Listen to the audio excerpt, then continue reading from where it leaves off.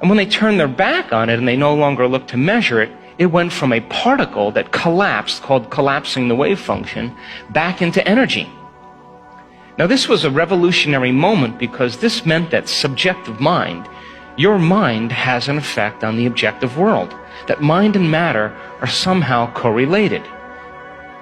And so this birth of quantum physics came along, and this quantum physics experiments say that you cannot do a quantum physics experiment without an observer around. In other words, a mind always has to be present because it will influence the outcome. You with me? So now, that invisible field of spirit, that invisible field of information and energy, somehow you, as an individual, can influence the nature of reality with your mind. So now, Einstein had a lot of trouble with this because he said, God doesn't play dice and it doesn't work like this, but his brain was wired for light. And so he had the abstraction and he was getting the download of information, understanding the field of light. And the quantum physicists were saying, well, actually, there's a field of information beyond space and time, beyond light, where everything is unified. And you can take two photons that have been somehow related in a specific atom and shoot them to the opposite ends of the universe. And the moment you affect one photon at the exact same time, the other one is affected. So they were being connected or affected in a realm faster than the speed of light. In other words, it would take time if you affected one for the other one to be affected. But if they were beginning to be affected at the exact same time, they were connected in a realm beyond physical reality. Are you with me? And so, when the movie What the Bleep came out, and we basically made an effort to show that your mind has an effect on reality, and that in order for you to begin to change your reality, you got to change your mind and change the way you live your life. And we wanted people to become inspired by the process of creation. Really give it a shot. And that independent of your gender, of your race, of the color of your skin, of your intellectual ability, independent of your past, independent of your age, that on some level we are all divine creators, and that these models of reality that have separated individuals have all been built on human beings living in a very limited state of mind.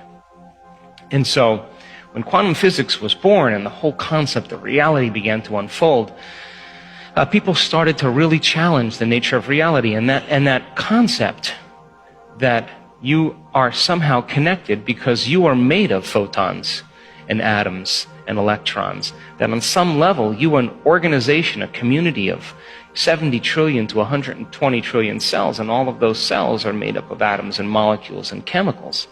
And all of those are working in a coherent form to express yourself as a physical body. But most people don't know that they're moving in and out of the quantum field 7.8 times per second. That you're vibrating in and out of the field all the time, and every time you leave, you disappear, and when you come back, you disappear into that field of information, and you come back with information. But if you go out as the same person, you don't bring any new information back. Are you with me? And if you can begin to observe a vision that represents a future, and you can hold steadfast to that vision, and you can see that vision clearly in your mind, and every day you understand where you place your attention is where you place your energy, then you would be investing your energy into the future. And the image that you see could literally be the template for trillions and trillions of atoms to organize into patterns of information called an event in your life. And so, but it's not enough to just have a clear intention, because clear intentions have very little effect on the nature of reality. That the driving force that couples the co-maiden, the handmaiden to all of that is an elevated emotion. And so when you combine that clear intention with an elevated emotion, it is the elevated emotion that begins to amplify the field around your body. And in that moment, you become more energy and less matter. And if you understand then that the emotion then is the handmaiden to the creative process, that means that you would have to feel whole before your healing. That would mean that you would have to feel abundance before your wealth. That means you would have to feel awe before the mystical moment.